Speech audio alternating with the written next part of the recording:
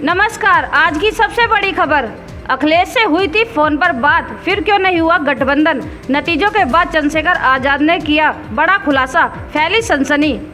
आपको बता दें कि लोकसभा चुनाव में उत्तर प्रदेश में समाजवादी पार्टी और कांग्रेस ने एक साथ आकर भाजपा की परेशानी तो बढ़ा दी है, साथ ही ऐसे एक ही उम्मीदवार भी मैदान में झंडा गाड़कर आए हैं जिनकी जीत ने सबको हिला डाला है। हम बात कर रहे हैं आजाद समाज पार्टी के चंद्रशेखर आजाद की। इन्होंने नगीना लोकसभा सीट से पहली बार जीत दर्ज की और इस जीत ने न केवल समाजवादी पार्टी बल्कि बसपा के भी होश उड़ा दिए। 2027 में उत्तर प्रदेश में विधानसभा चुनाव होने हैं। भाजपा ने लोकसभा चुनाव में अपने नतीजों को देखते हुए बहुत चिंतन किया। पूर्वांचल में लोकसभा चुनाव से पहले भाजपा का हाथ थामने वाले ओम प्रकाश राजभर के बेटे को लोकसभा चुनाव में हार का सामना करना पड़ा।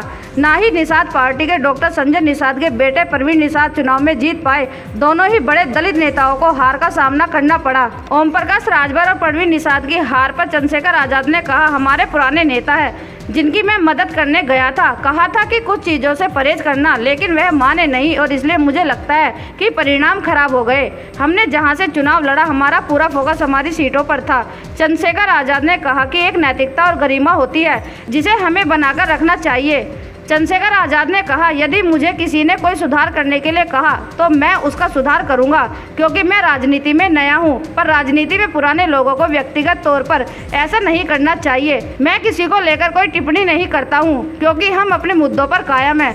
कुल मिलाकर चंद्रशेखर आजाद नहीं ओपी राजभर को लेकर कहा कि जिस प्रकार से वो बयान देते आए हैं वही आज उन पर भारी पड़ गए। वहीं दूसरी ओर यह बात भी चल रही है कि लोकसभा चुनाव में अखिलेश यादव ने भीम आर्मी चीफ चंद्रशेखर आजाद का साथ नहीं दिया। नगीना लोकसभा सीट पर चुनाव लड़ने के समय चंद्रशेखर आजाद अकेले चुनाव क्यों लड़ा, इसका खुलासा करते हुए कहा कि अखिलेश यादव के मन में कोई बात रही होगी जो उन्होंने हमें मना कर दिया। चंद्रशेखर आजाद ने कहा कि अगर हम साथ लड़ते तो उसका फायदा और बड़े पैमाने पर होता।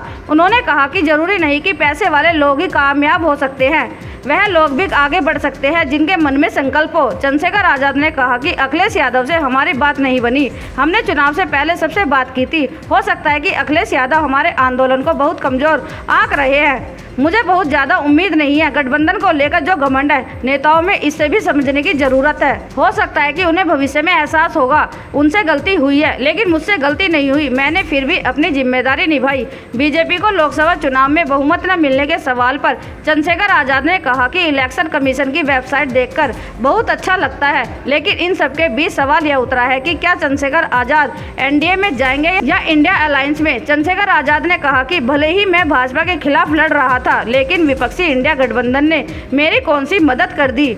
मुझे जिन लोगों ने वोट दिया वह अपने हित को देखते हुए दिया। मेरा बिल्कुल स्पष्ट कहना है कि जिसकी सरकार बनेगी और उसकी पॉलिसीज में लोगों के साथ अन्याय हुआ तो मैं उनसे लड़ूंगा। Bureau report, BH news network.